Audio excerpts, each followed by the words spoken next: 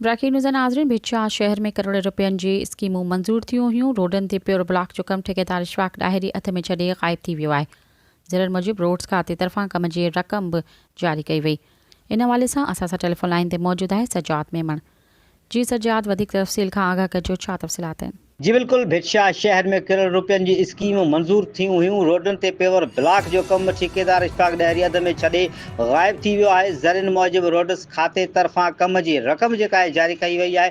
भिटशाह मोरी खाला वाला चौक लतीफ़ी नाज़ मैरिज हाल सूफ़ी यूनिवर्सिटी रोड ते पेवर ब्लॉक विछाइण बाबति ज़रियुनि मूजिबि करोड़ रुपयनि जी स्कीम जी रक़म बि जेका आहे जारी कई वई आहे। ठेकेदार इशफाक ॾाहिरी रोडनि जो कमु अध में छॾे ग़ाइब थी वियो आहे। रोड्स खाते जे ऑफिसरनि मुबीना करप्शन एवज़ ठेकेदार खे कम मुकम्मल न थियण खां अॻु हीअ रक़म जारी कई वई आहे। रोडनि जो कमु मुकम्मल न थियण करे शहरी परेशानी खे मुंहुं ॾियण ते मजबूर आहे। नाक़्स मटीरियल गैर मयारी मटीरियल सां इस्तेमालु थियल पेवर ब्लॉक जूं सिरूं बि जेके आहिनि इस्तेमालु करण जो पिणु इंकशाफ थियो। अहिड़े अमल ते मक़ामी शहरनि वज़ीर आला सिंध सैयद मुराद अली शाह, सरवरी जमात जे रूहानी पेशवा मखदूम जमीर ज़मा, सूबाई वज़ीर बहाली मखदूम महबूब ज़मा, commissioner Hyderabad Bilal Ahmed Memon, deputy commissioner Matiari Mohammad Yusuf Shaikh खां नोटिस वठण जो मुतालबो कयो आहे। जी महिरबानी तफ़सील खां आगाही ॾियण लाइ।